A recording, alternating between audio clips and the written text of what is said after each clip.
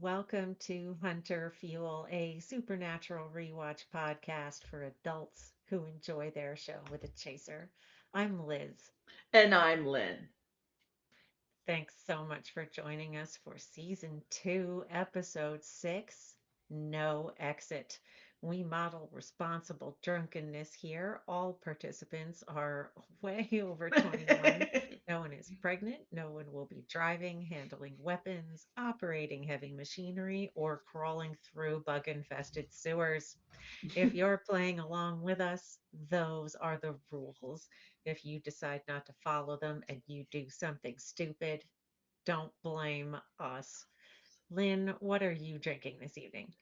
so, Oh, no, I'm but intrigued. believe it or not, this is bourbon. Yes, I'm trying to get to the camera here, doing it backwards.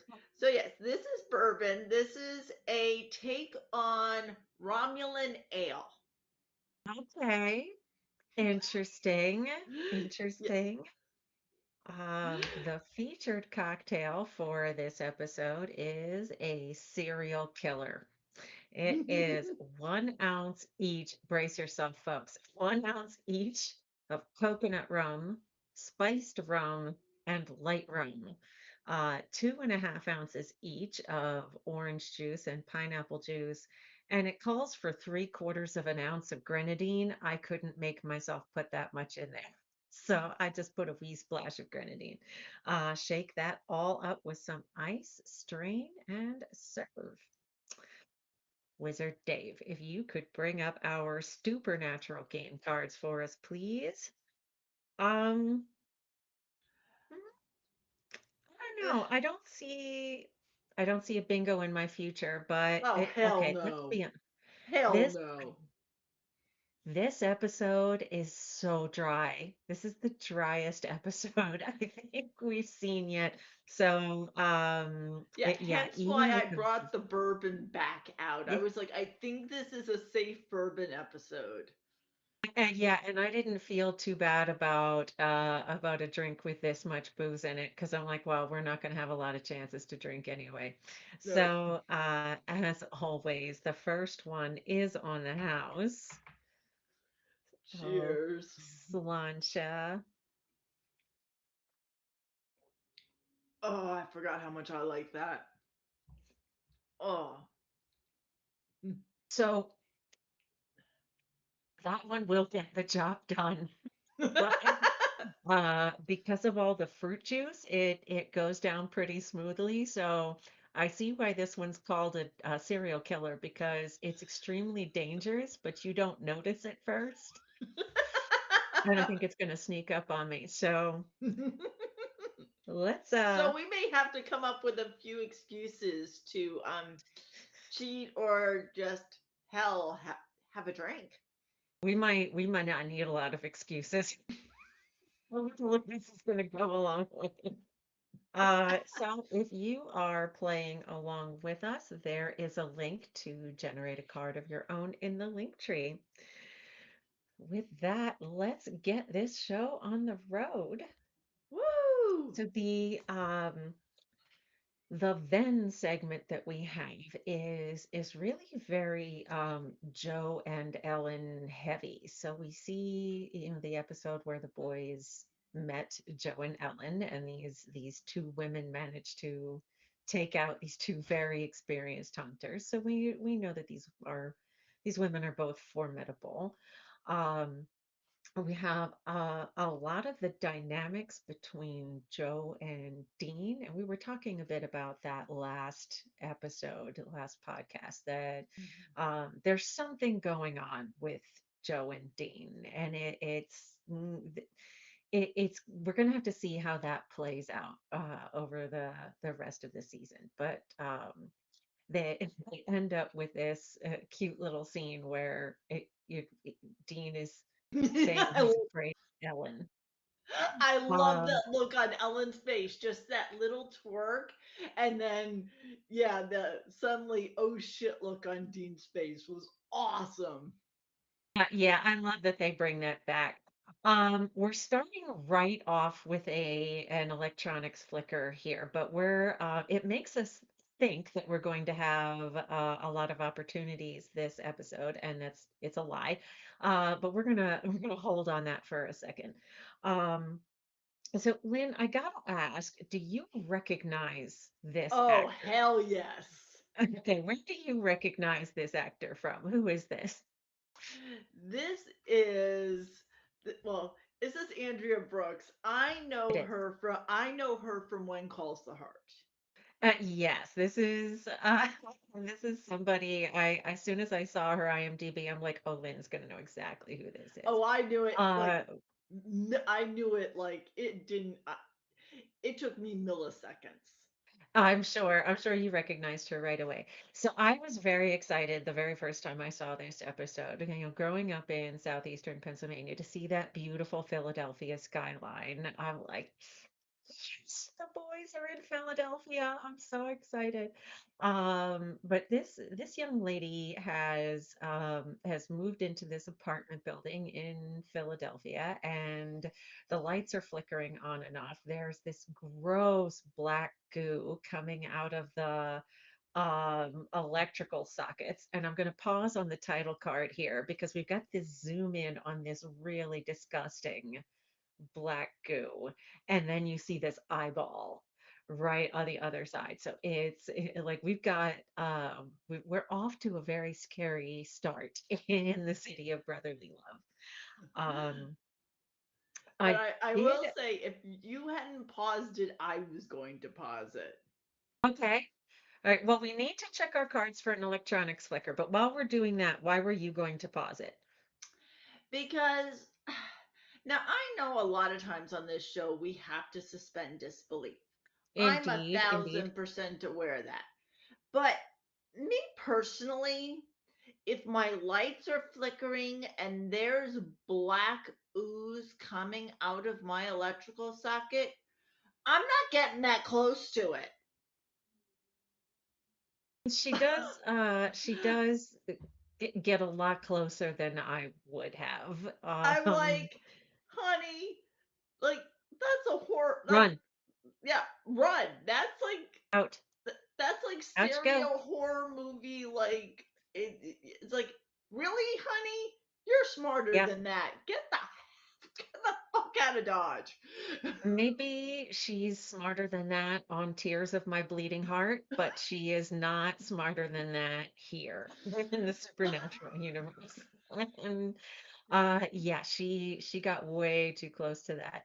Yes. The one thing well, you know what, I'm gonna hold that comment. So I do not have an electronics flicker on my card. Do you have I'm one on looking. yours? I felt like I did. Oh, yes, I do. Oh, good, good. I'm glad one of us has one. Yeah, Well, because and I don't want you to drink alone, no, no, and so I'm actually, gonna have a wee skosh as well. yep. Yee. Cheers. Cheers. Mm. Oh, thank you, Wizard Dave.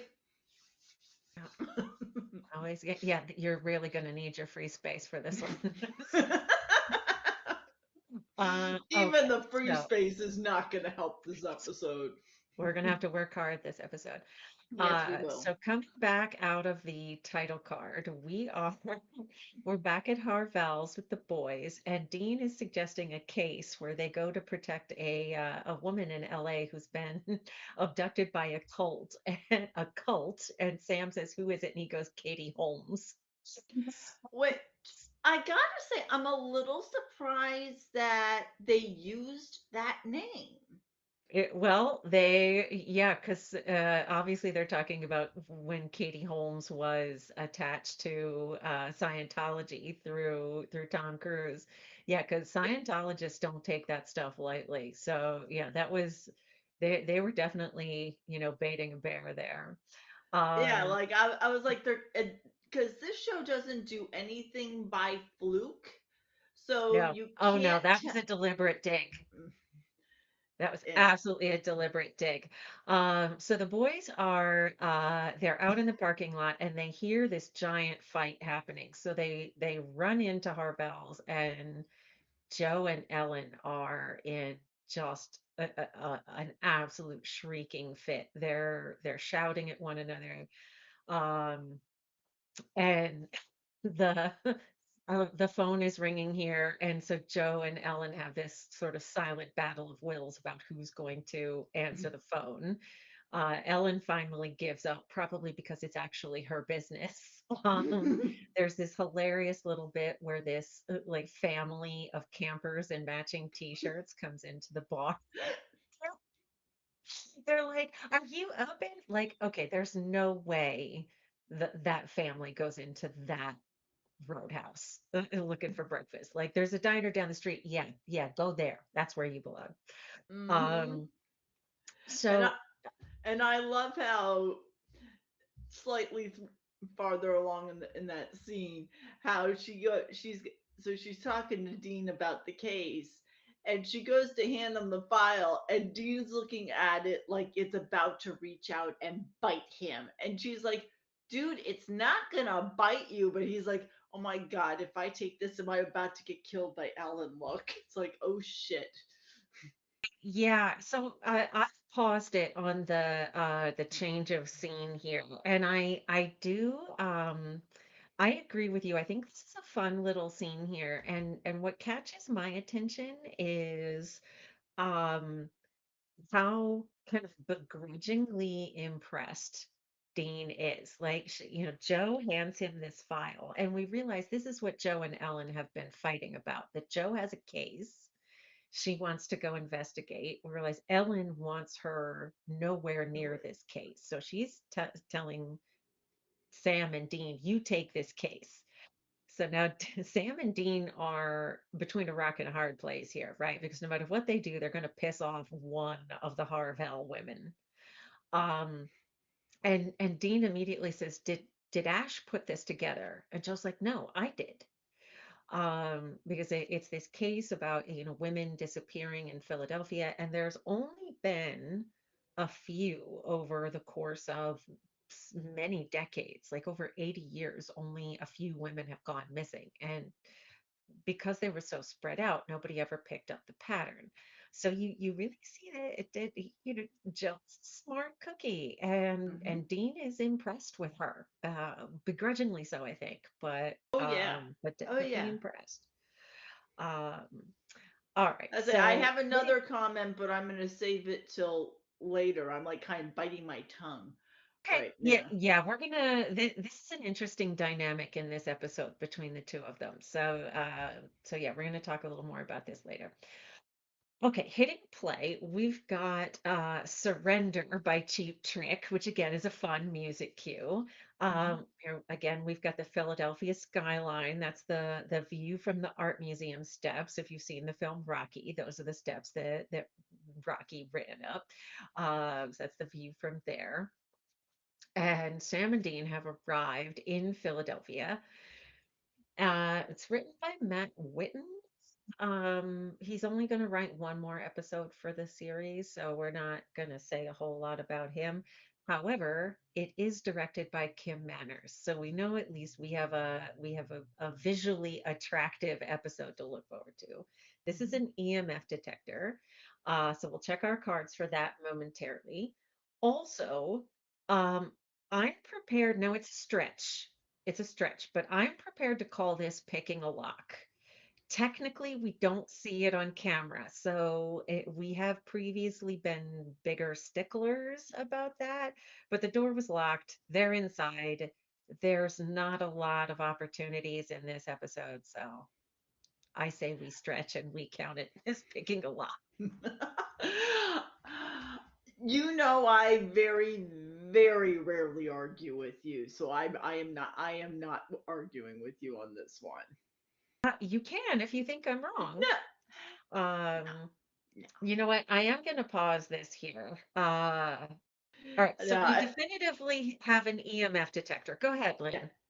No, I just, we all know how much I love some of the one-liners in this show. Like Yes, it's one of the things I pick up on, and I love it when Dean comments on the State Puff Marshmallow Man, which is of course a comment toward Ghostbusters, and it's a reference just to Ghostbusters. yeah. Yeah, it just his facial expression, all that, it makes me giggle. So Yeah, I, he makes a lot of movie references throughout the series, and oh yeah. he drops it, and then he's like, "Huh? Right?" He just And he did that with almost this one. It's like, yep, invariably, we're looking at Sam the just state goes, puff. "I'm sorry, what?" I was basically agreeing with you, but I was cutting you off, so I apologize. Um, Yeah, I love that invariably Sam's response is, he just rules. Okay, do you want to dispute the picking a lock? well, the fact that we don't even see them putting anything in their We don't. pocket, We don't. It's a stretch. it's a stretch, but fuck it. Um, it's a stretch, but fuck it. That's my answer to that one. This is in this episode, I we're going to be saying that a lot because we don't have a lot to keep us busy here. Yeah. Still stupid natural game cards. I happen to have both of those. So I have pick a lock and EMF detector. Burn the body. Man, I'm searching and I don't think I have. Son of a bitch, I don't have either And he hasn't even said son of a bitch yet. one. I Well, know that, but I could say other comments, but that was just way too appropriate for the show. are uh are you gonna leave me hanging? Of course not. Absolutely not. And I already wasn't going to leave you hanging before you said that. So, There's not a lot for us cheers. to do here. Cheers. I'm still doing small pours though because I am Oh drinking yeah, straight bourbon. yes, and I might as well be. Okay, last comment I'm going to make before we hit play is so this black goo that's coming out of the light sockets or the electrical outlets, they identify for the first time in the series as being ectoplasm. So Lynn, all the way back in Asylum, when the security guard or police officer, I forget which, was sitting outside the asylum after having had his encounter with the Evil Dead doctor, something dripped out of his nose, and Yes. you correctly identified it as blood. I was mistaken. I was thinking it was this ectoplasm. And so we settled on calling it goo.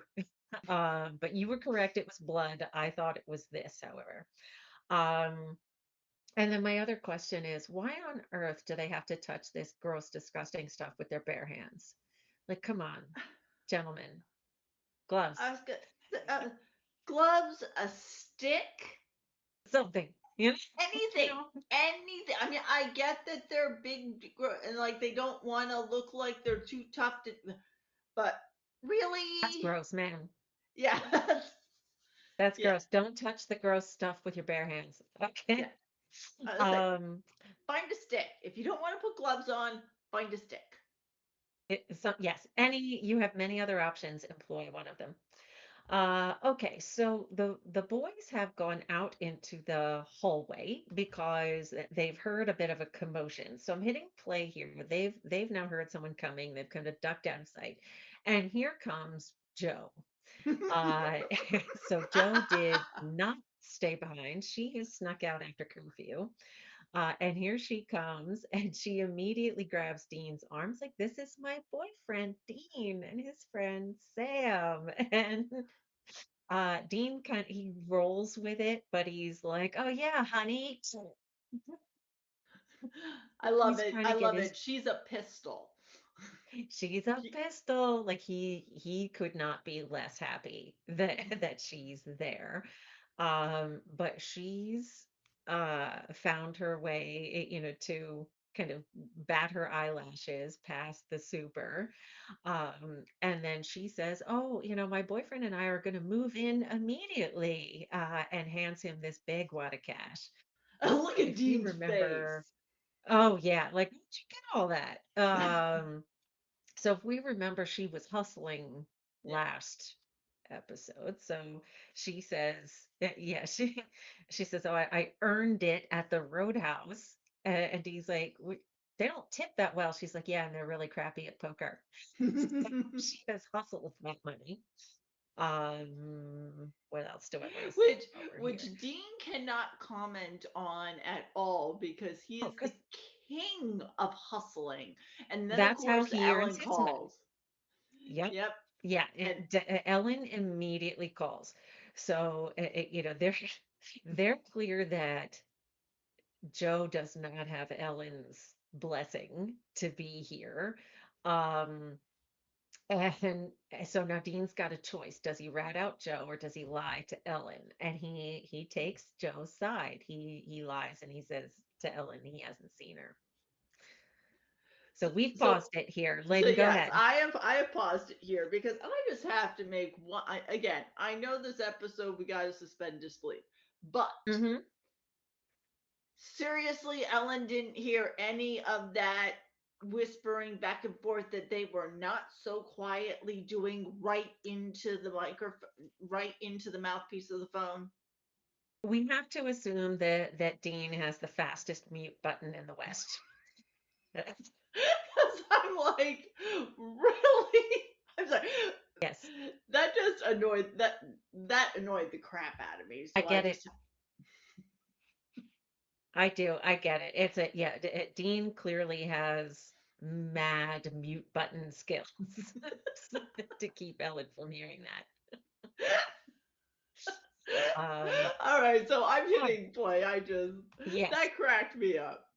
So Yes. So here we are. That we're still in this apartment that they have kind of bluffed slash bribed their way into, and they're going through this case file that Joe has put together. yes, And she says while she is flicking this knife around like it she's is playing with this nothing. knife. And you can see it driving Dean crazy that she's playing with this knife. Now, entertainingly enough, this actor, Alona Tall, is Israeli. She's of Israeli citizenship. So she, like all Israeli citizens, served in the military. So she actually does know how to handle knives and guns and things like that. But she's kind of flipping it around in sort of an amateurish way. And he's like, "Can you stop playing with the fucking knife? You're killing me." So she puts it down. They decide they're going to split up to search the building. But Dean is not letting Joe out of his sight. We've got our EMF detectors back out. And I love this line from her: "If you're going to ride me this close, it's only fair that you buy me dinner." That he does not want her pursuing this life. And she starts kind of calling him out on it, like, "You think women can't do the job?" And he just kind of breaks and he's like, "No, no, this has nothing to do with that. This ain't gender studies. Women can do the job fine. Amateurs can't." That there's conflicting evidence about how old Joe is, but she's somewhere in the neighborhood of Sam's age, plus or minus a couple of years. And he's trying to say to her, like, no one in their right mind chooses this life. You have options. You have a mother who loves you and wants you to be safe. You don't have to do this. Um, and she challenges him on it. She's like, "You do this."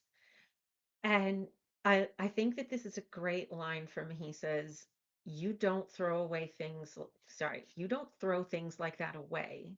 Might be hard to find later." So I this is love one of those I love opportunities. the line, and actually I want to make one comment after I say this. I love that he says, "Yeah, and I'm a little twisted," and she goes, "And don't you think I am too?" Yeah, like she's trying to say that she's trying to convince him this is the life that she wants for herself.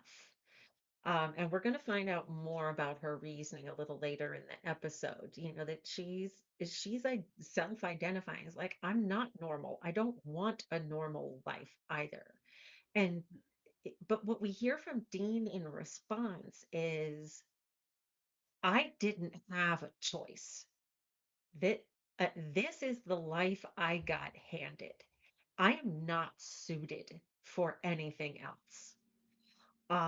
You have options, and you really want to think hard before you follow this road because it, there is no normal after this.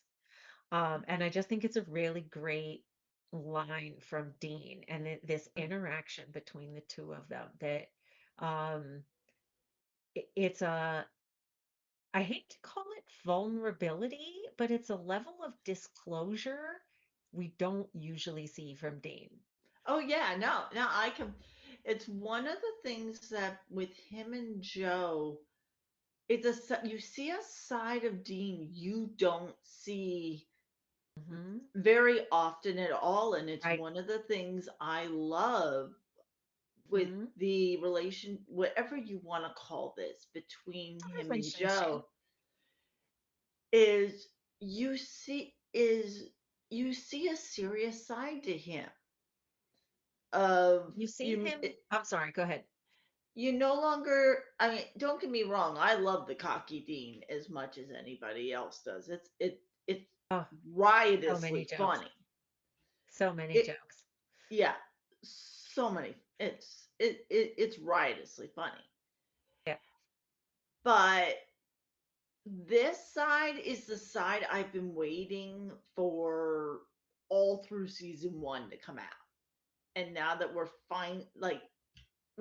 finally seeing it. Like Yeah. that And real, it's like seeing seeing the multitude of seeing the multi layers of this character, and that there's more than one side to him and what it takes to bring that out. there is, which feeds back into the comment I made last episode, which is I think that's exactly why he tries to stay as far away from her as he can, because he knows. And I've been thinking a great deal about that since Yeah. we filmed last episode, and Yeah. I think you're 100% correct. Yeah. That's my vote, and I'm sticking to it. Hmm. Okay, so So we're gonna hit can I play and can here. I just make one? I just Of want to make course. one more comment, which is why I paused this initially. Oh, Is sorry, I didn't realize you didn't get to that. Go ahead. is so this is the one of the major oopses in this episode is you Okay. can very visibly see the green screen multiple times as they're Oh walking yeah. through this hallway. Yeah, it's it yes, and it's like casting a reflection. It is very obvious. You're correct. so Uh, yeah, so I had to bring it up. So anyways, Okay. I am now hitting play. Okay, so we're looking through this grate here. And this is the one thing. It's like, okay, it's clearly a green screen, but I do think like it's they're almost playing it off as a like I question if this is legitimately an oopsie or if they're playing it off as decoration because like there's no special effects there, right? They haven't like there's no point where they like paint that out. So I question if it's legitimately an oopsie, but if it's not, it's a s- it's a strange design choice to make. Let's say that. But while Dean and Joe are in this hallway, they're following the sound of the EMF to this grate that we were looking through when we had it paused. And we can see like those gross, creepy fingers coming out through the grate. But as soon as they start really paying attention to it, whatever that is goes. But Dean says that he can smell something. He can't quite put his finger on it, what it is, but he knows he can smell something. Yeah. And the two of them now. okay, I understand she's holding the flashlight for him, but the two of them are so close together. Like he gets down on the floor so that he can look through this grate, sticks his bare arm up into the wall here, like good Lord knows what he's going to find. He can't even see, so there's sort of nothing for her to be shining the flashlight on. I But was man, gonna say, what she's stuck to him like white on rice. is well that is, I When mean, he pulls this like gross wad of hair with some scalp attached to it out from between the walls. It's oh so gross. hmm and of course, right before they do that, we see the fingers come out, and Yes, you wonder, like, okay, is she gonna get grabbed, or right. what's Is gonna he gonna happen? get grabbed? Yeah, like they're definitely using that to like try to build some tension here. Yeah. Okay, so now we have another young blonde woman, and she's opening up an invitation to a lingerie party. And again, she starts to see some of this black goo. So we've got more ectoplasm. Electricity starts crackling. So she's got a an electronics flicker. This is the same kind of plaster ripping effect we saw back in Hookman, Yep. which I still think is pretty cool. But she starts to notice this crack appearing in the wall. And all I can think of is that whatever apartment building this is, their rent has to be dirt cheap. Like it's some kinds of fancy place. Like people have to be willing to stay in this place that these strange things are happening. Like so I'm thinking the rent must be very incentivizing to be willing to do this. Well, that, Um, and I mean, I, those have to be some incredibly thin walls for that to be that simple to do. well, And he is a ghost with a yeah. lot of practice. Yeah, and he reaches through the grate and he grabs this woman. So now we've got two women have been abducted in just a couple of weeks. Dean looks After so the comfortable on this chair. Yeah, he's twisted into a very bizarre angle, which there's a rumor that Jensen that was a deliberate homage on his part to the way that Marty McFly falls asleep in Back to the Future. So and yeah, that's the way he falls asleep in that movie. So either way, like he clearly gets up and he's like, "Oh, my back." And he's teasing her. Come to find out she didn't sleep at all. She's still working on the case. She's still tossing this little knife around. And I absolutely love this moment here where he pulls a much more substantial knife out of his bag and he gives it to her. Like for all that he's been trying to convince her to stay out of this life, he also wants her to have the best tools to Mm-hmm. protect herself. And I think it's a change in his demeanor toward her. Uh, He's like, okay, if I can't stop you, I need you to be able to protect yourself. She shows him her knife, which is, substantively smaller, and it's got her father's initials carved in the blade. So the knife has sentimental value to her. And it starts this conversation between the two of them where they start comparing daddy issues. And I think so. There's something I'm going to come back to about the soundscape for this scene. But until we talk about that, um, I just think it's really interesting. She says she remembers her dad in his big leather jacket coming home. mm-hmm. And the first time we see Dean, he's in his father's big vintage leather jacket. So I suspect this is part of what attracts her to Dean is he reminds her of her own father. So it's daddy issues all around on Supernatural. And he Oh tells Lord. this story about his dad taking him out shooting when he was 6 or 7, him hitting bullseyes. And she says, "Oh, your dad must have been really proud of you." And Dean visibly flinches.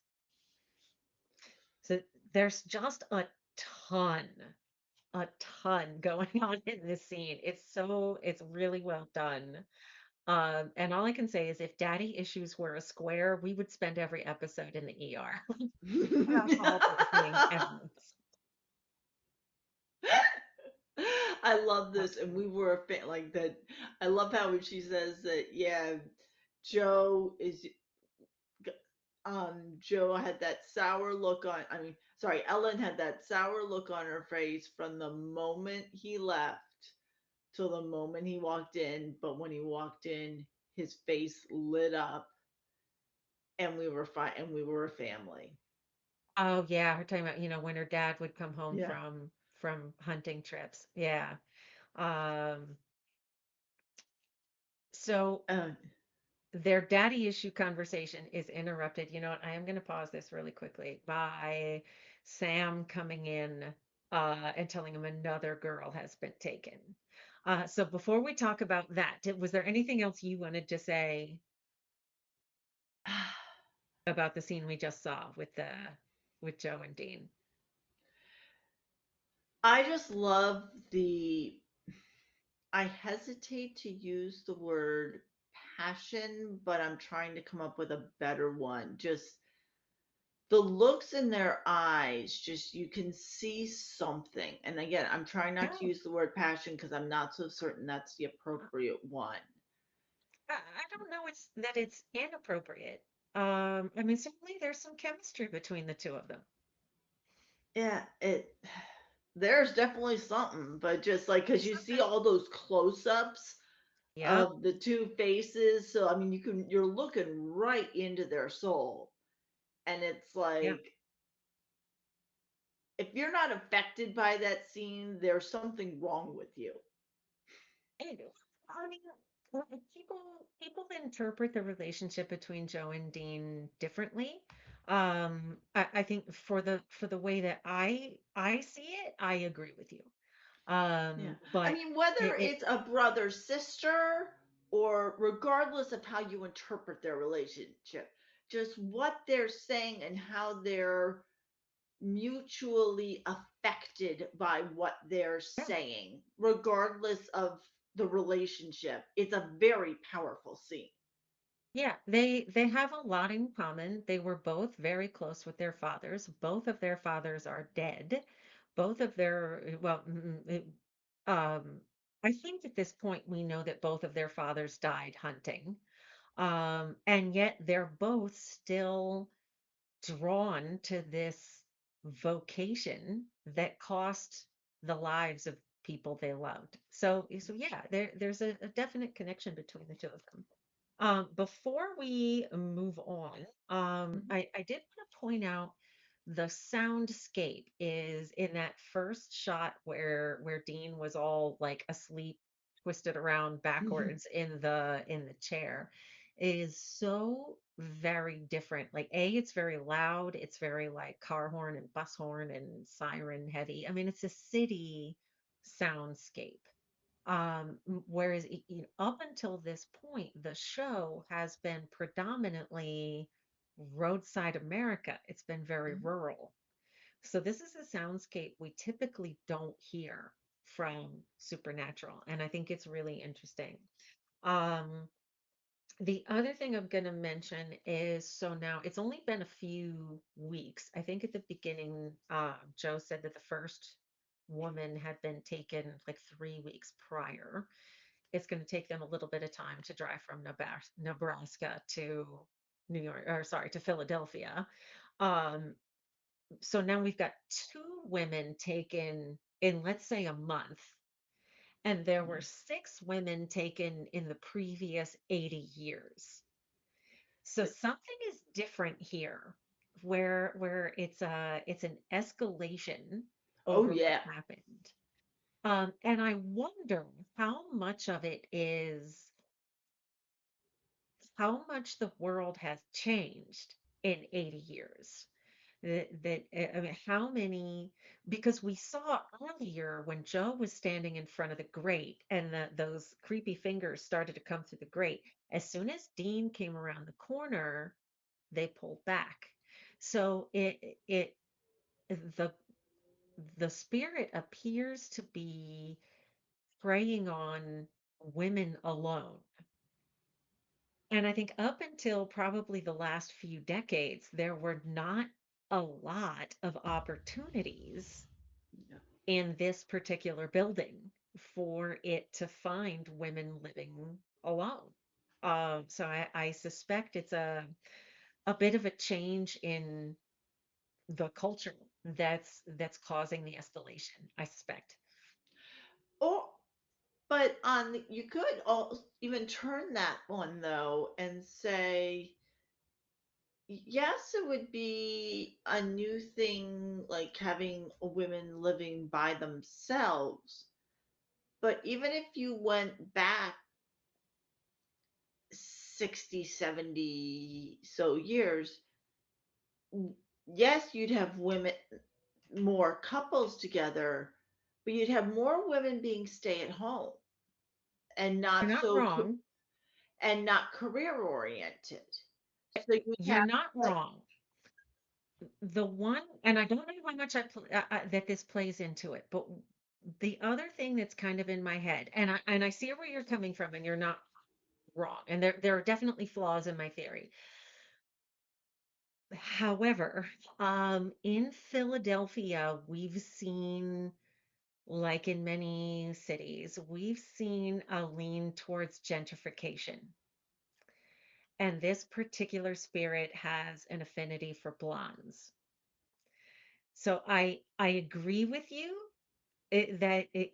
even if women were not getting their own apartments independently, um, I think for many reasons, but the city of Philadelphia has historically been much more diverse, and depending on the neighborhood this is, it's not impossible that there were not a whole lot of blondes true. um, in the neighborhood.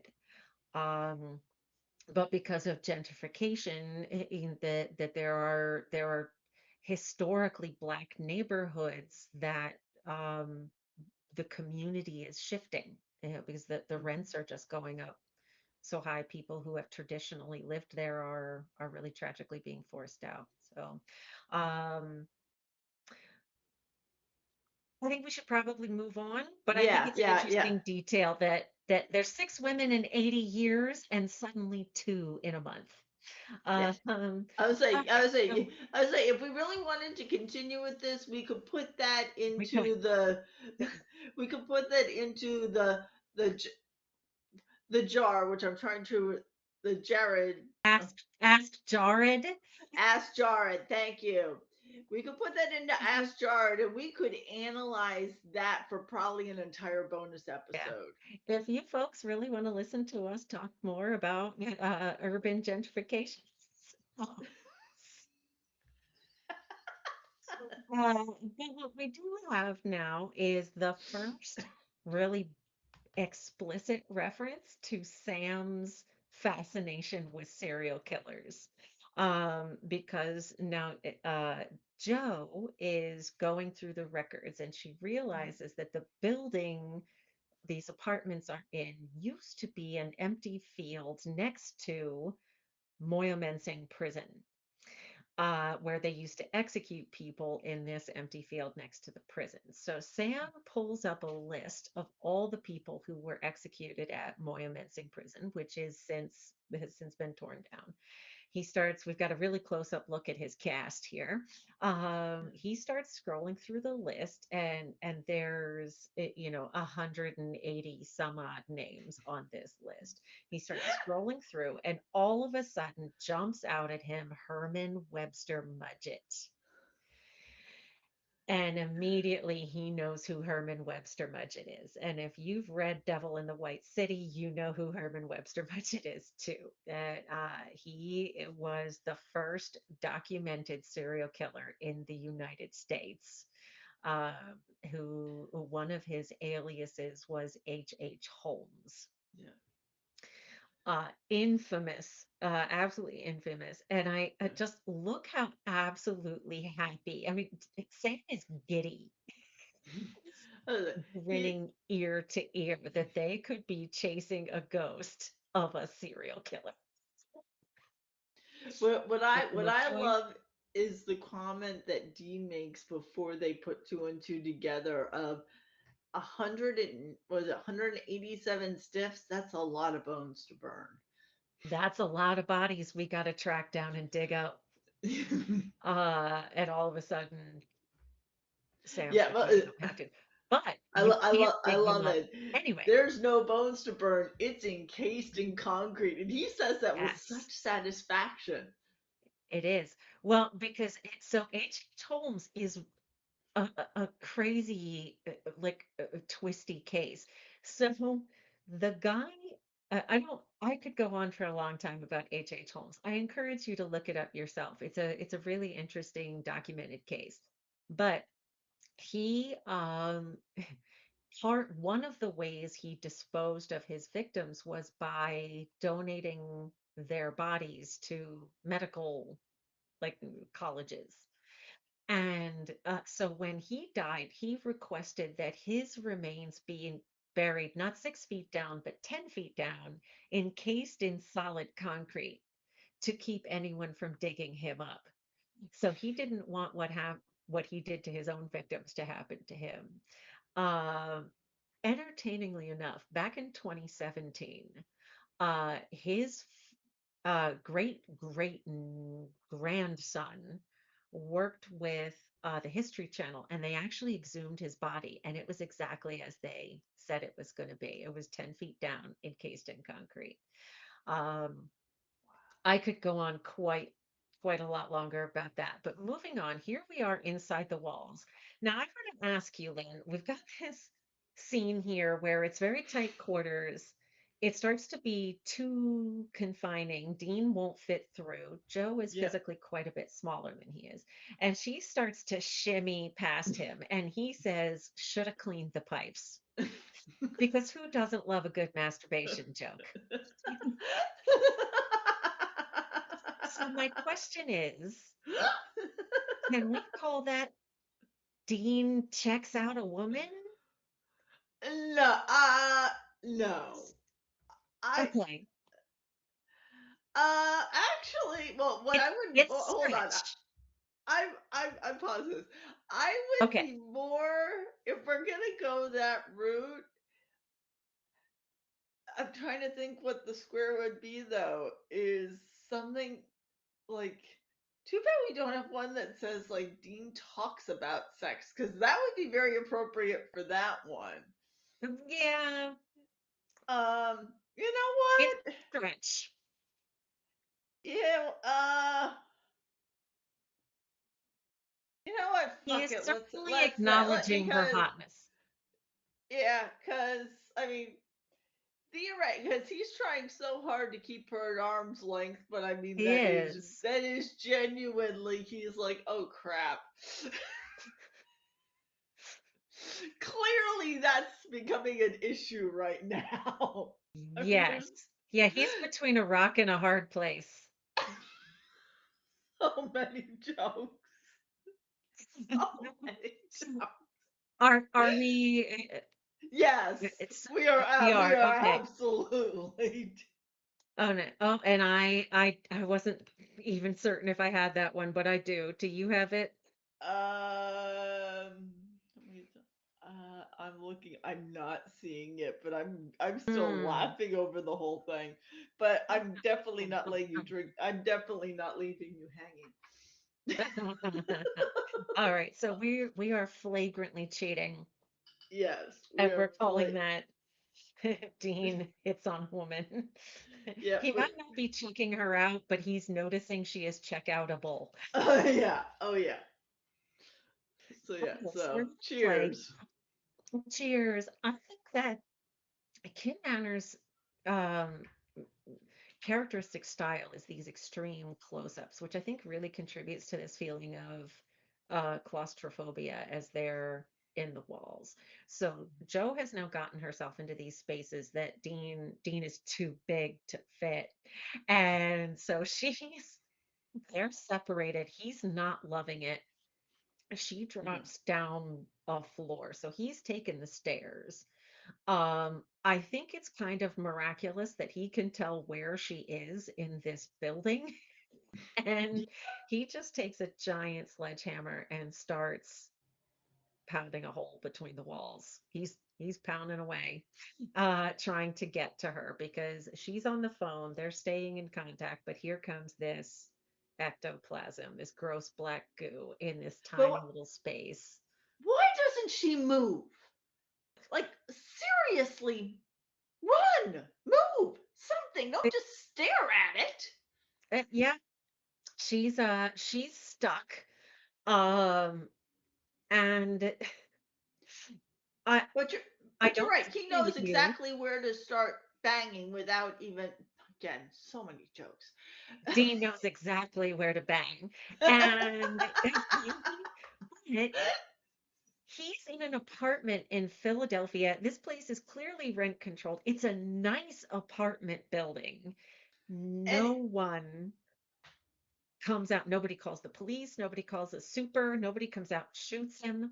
Like, nobody does anything to comment on the fact that this guy is poking holes in the walls with a sledgehammer. yeah. So I find that interesting. Uh, But like Dean is, he didn't even take a guess and he got it right where that phone was. I mean, he what are the exactly, yeah, chances? it was in the script. Dean is just that good. Yeah, Uh, yes, yes, but he is. immediately Dean takes this personally, that it's Hmm. his fault Joe is gone. He allowed her to go without him, and she's been taken. And of course, Ellen calls immediately. And she says Ash folded like a cheap suit. And And that yeah, surprised you know, me. and Knowing Ash, I'm surprised that he folded that easily. Ellen is formidable. I think, and plus she's the one who has control over the beer and where he lives. So I can see her knowing just the right pressure points to get him to tell her. She's like, "You put my daughter on the phone," and he says, "We're gonna get her back." And she immediately loses her shit. What do you mean, get her back? So Helen is on the next plane from Nebraska to Philadelphia. So they now have something even scarier than the ghost of a serial killer to deal with. They've Yeah, got an they angry mama bear on the way, and they are in trouble. with a capital T. Oh boy. So Sam notices there that he starts talking about the murder castle that H. Holmes built in Chicago, where he was abducting women, and he says there was a basement where he would dismember the bodies, blah blah. And so he's like, well, there's no basement in this building, but there is a sewer. We cut to Alona Tall, and her performance here is so good. Like Mm-hmm. you can see her like she is terrified, and you can see she's in this box. There are claw marks on it, that other people have been trapped in here before her. She's trying to hold herself together and think her way out of this. And I just think Alona's performance is so good here. Mm-hmm. Um, she's got this tiny little like Whole. slit in the metal she can see through. And so this was, she's talked about this. This was 2 full days of filming in this tiny little box. Oh. And so she's talked about how physically demanding it was for her to have to film this. Um, she does see that the second victim, Teresa, is in there too. She's not in the same box, she's in another one. And she's like, if it makes you feel any better, I'm here to rescue you. Um,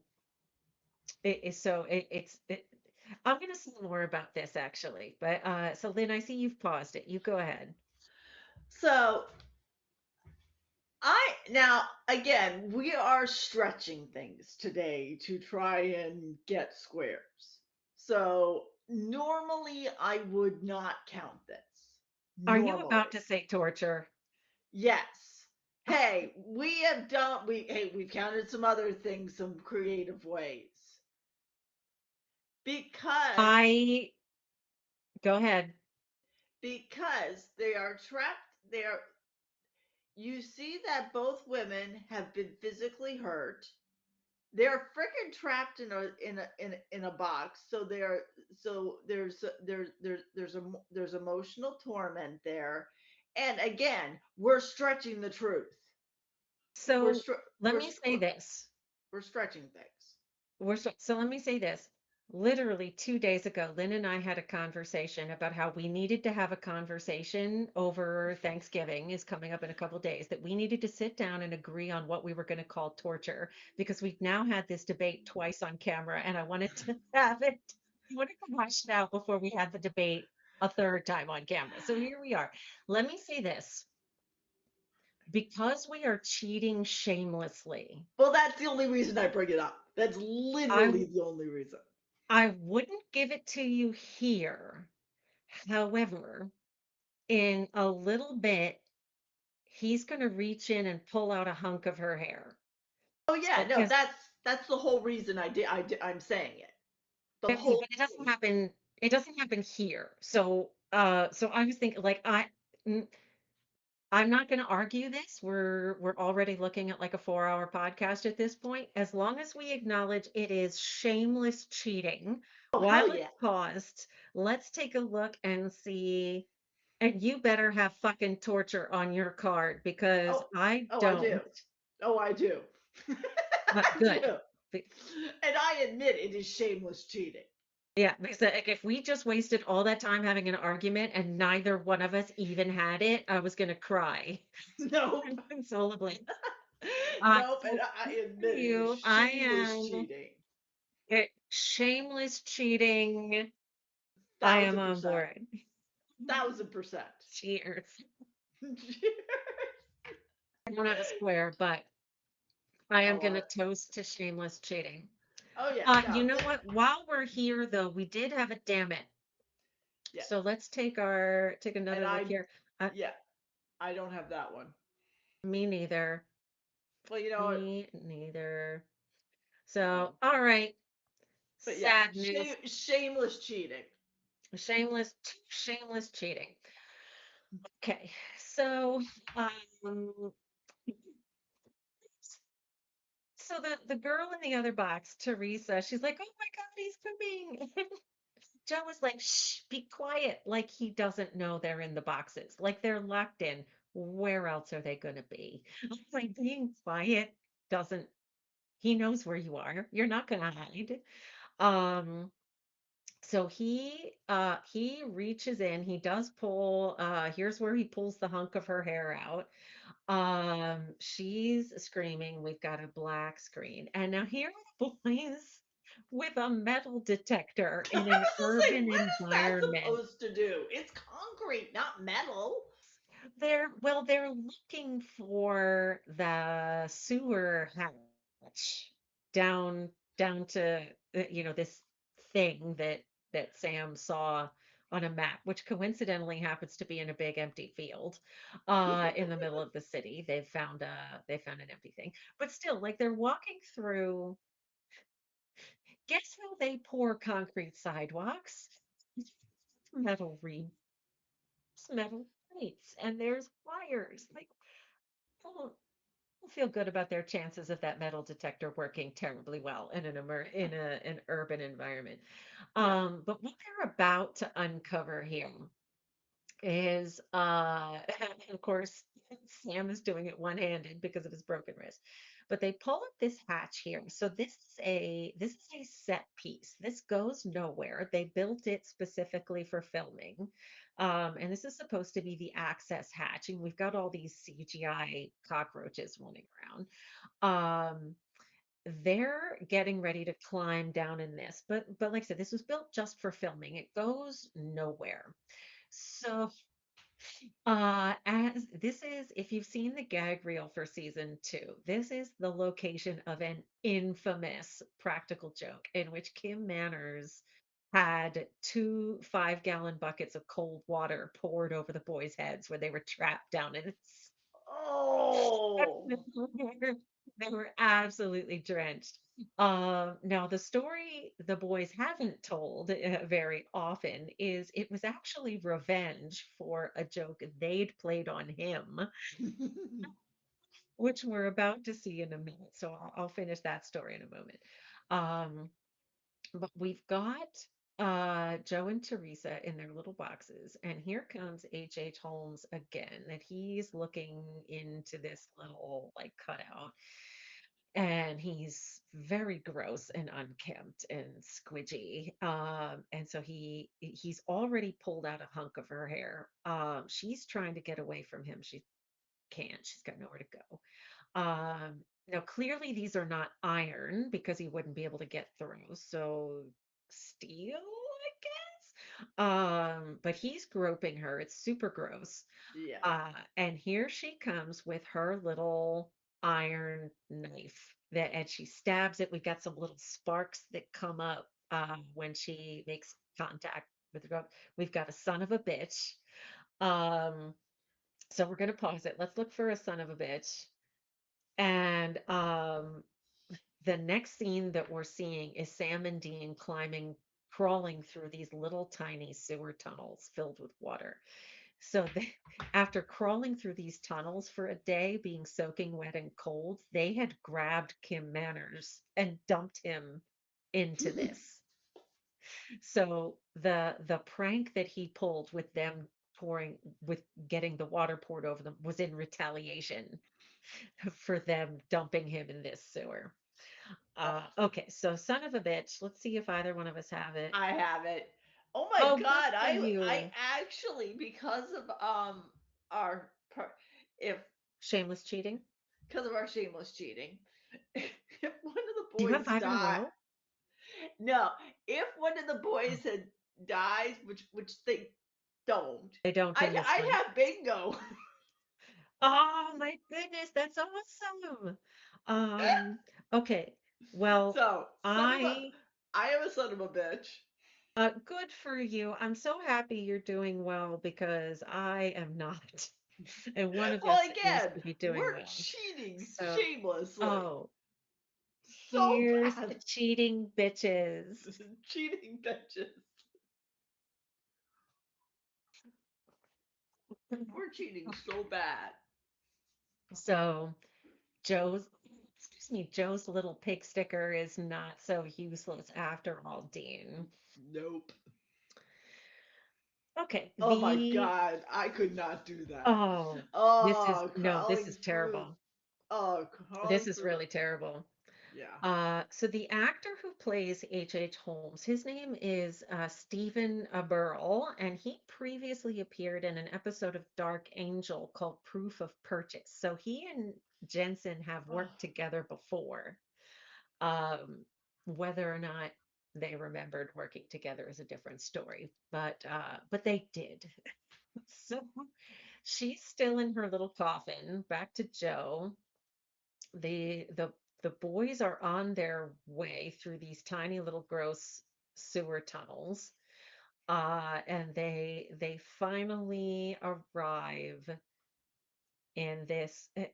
I'm going to say more about this later, but I do not get what this space is. So again, as we've seen, as soon as they're not alone, um, Holmes disappears. We do have a bit of a jump scare here where he appears to be attempting to suffocate Joe. He's got his hand over her nose and mouth. Um, and the boys spot him. They fire off a rock salt round at him, and he flies backwards and disappears.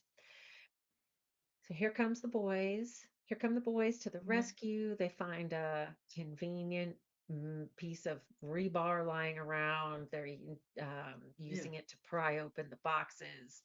Dean gets Joe out. Sam looks in the first box, and the person in there has been dead a very long time. It's a very squidgy skeleton, but he does spot Teresa in the second box. So the guys pull the two women out. Does it And not make you I wonder where the loved, first victim went? I imagine that's the one they saw. That's Yeah, because but she looks like that's, she's been dead for a very long time. Not I mean, like, it's been oh, 3 weeks. It's been 3 or 4 weeks in a sewer with rats and bugs. okay, maybe. I hate to say it. I mean, I'm no expert on human decomposition. Let me clearly state that. But I don't know that it's impossible she would be in that condition under Ugh. those circumstances. Um, and my credentials for making that statement are I've seen every single episode of Bones.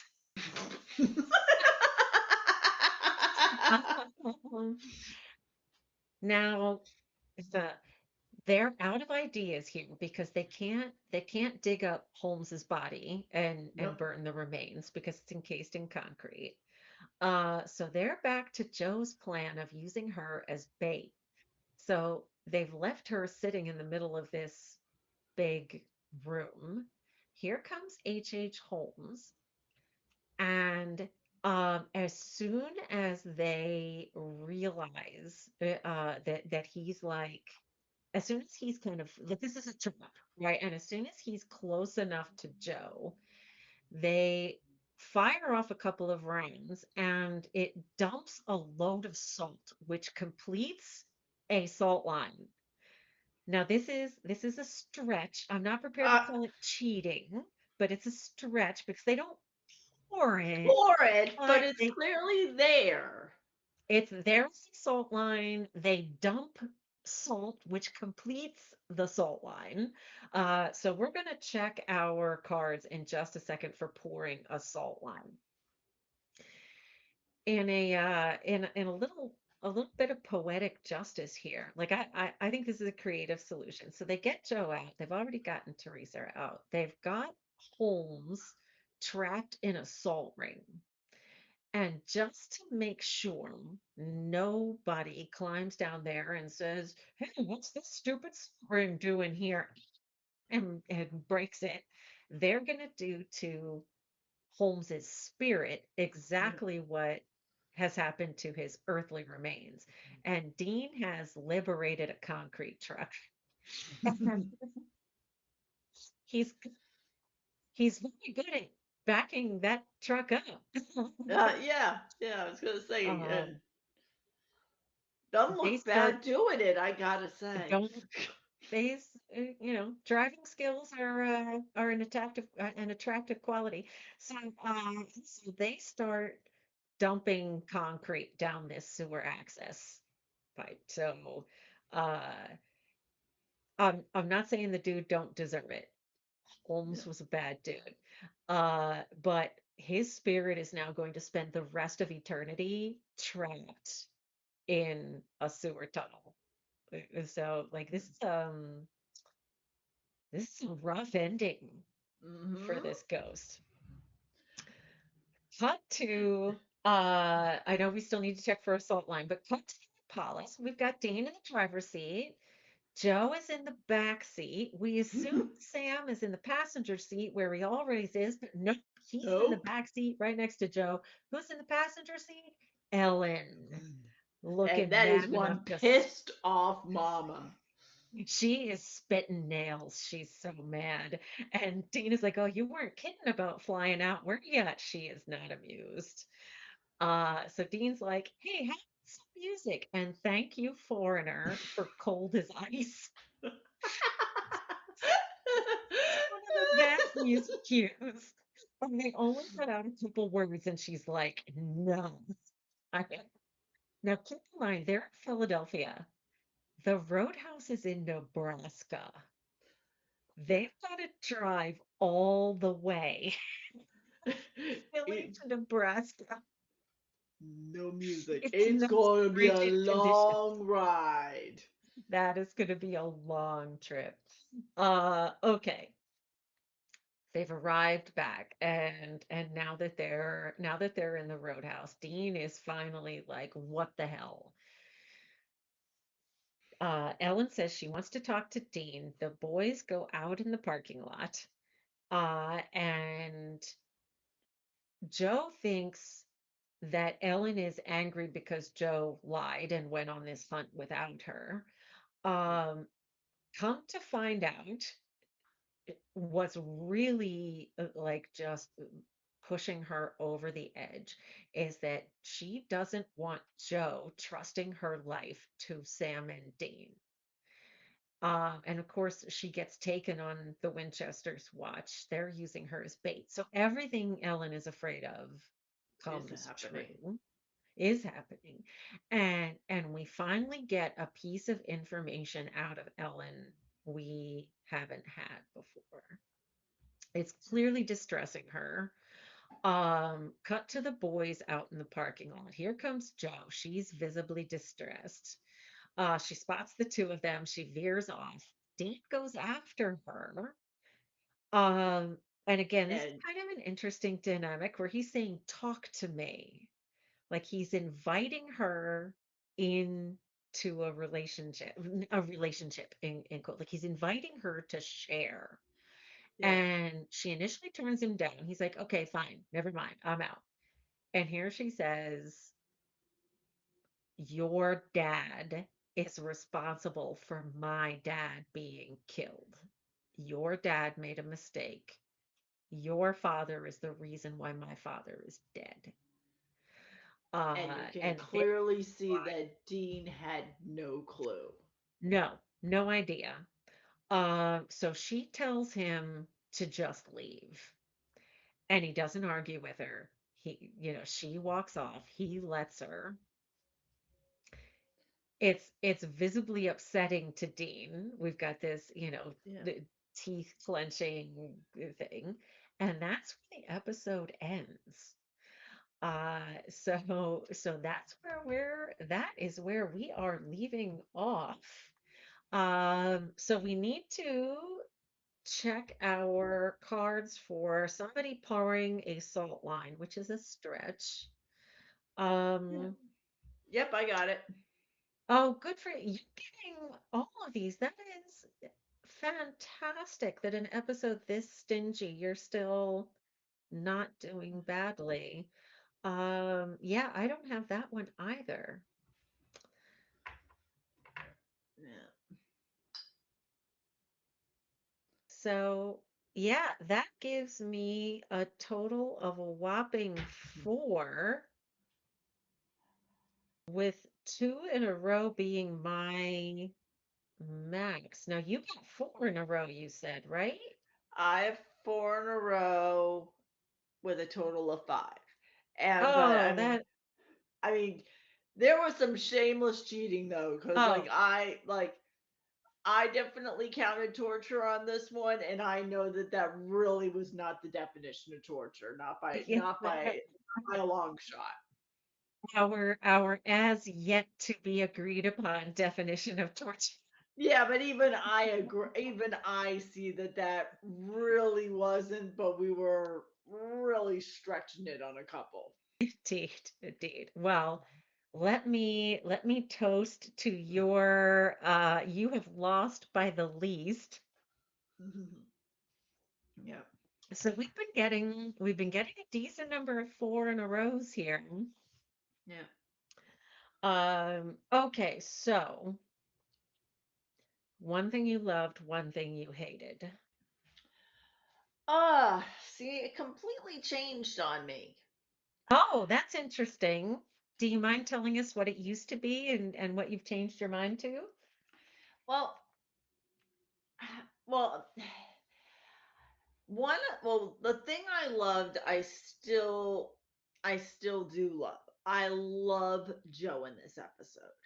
Mm, I, yes, I mean, I absolutely love Joe. I agree. Um, Alona does an amazing job with that role.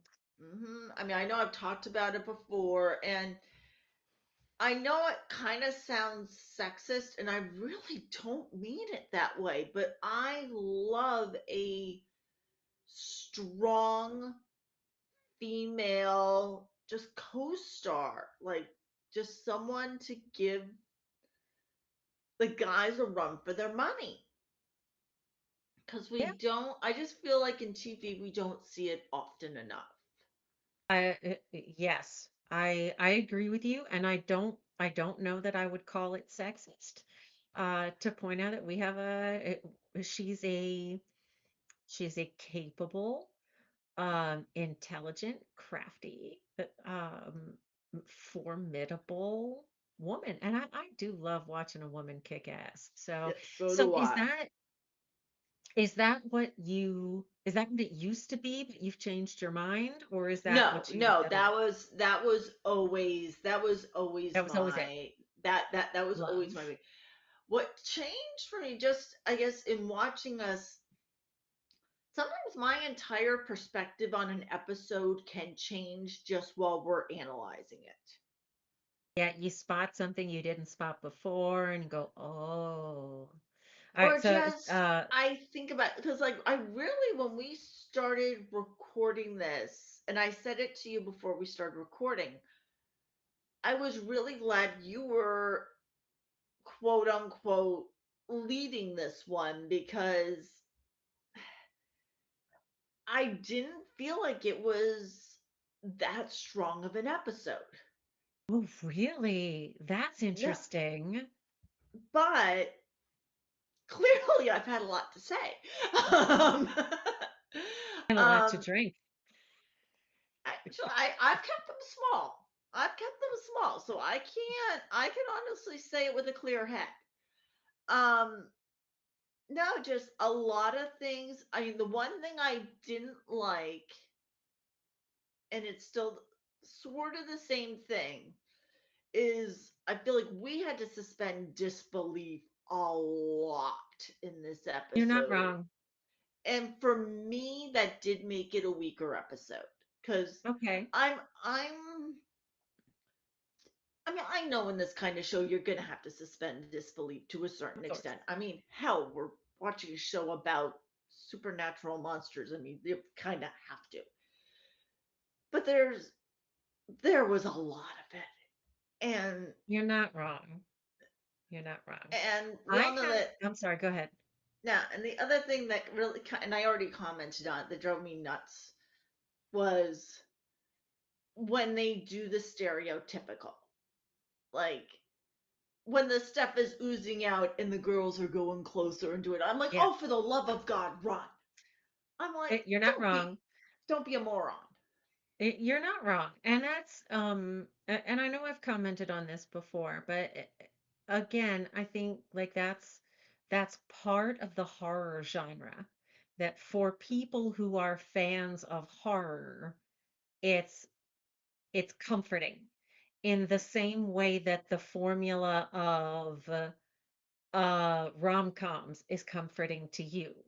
You know that it's a matter of personal preference. I personally have two things I'm just gonna mention for the the fight here between Joe and Dean feels very contrived. And I'm just going to leave that here because the dynamics between the two of them and this piece of information about how Joe's father died is something that it's gonna come up again. So I'm gonna say more about that later. So for this episode, the thing that really drives me nuts, to your point of suspending disbelief, is that room in the middle of the sewer. Like, what purpose in a sewer does a big hexagonal room with little metal coffins with like little peepholes that locks from the outside? What purpose does that have in a municipal sewer? Like, are we supposed to believe that the ghost built that himself? Or Yeah, that it was like, what the hell? Like, that drives me crazy. Um, it just why I don't get it. I don't. Okay. very Moving on. unrealistic. What the hell?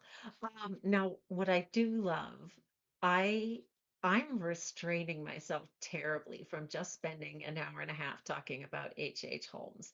And so I'm going to encourage you, if you are interested in learning more about this, there's a book by Eric Larson called Devil in the White City, which is fantastic. Read that. There, um, or just Google it. There's a lot of great information about H. Holmes. So I love that. I love that this episode takes place in Philly. I love the Philly skyline. And I already commented on like the changes they needed to make to the show because they were filming in an urban environment as opposed to their typical roadside America. So I love all of that. I think that's all great. Okay. Well, Hold on. last call. Hold on. I'll have a wee tiny bit. As I said, A wheeze gauche. I've been very careful to keep these tiny. Yeah, we're not driving. We're not driving. Yeah, but some of us do have to go to work in the morning. Oh yeah, both of us have to go to work in the Yeah. morning. Cheers. Mm. Cheers. Oh, I forgot how good Uh, this bourbon is. Yum, uh, yum, yum.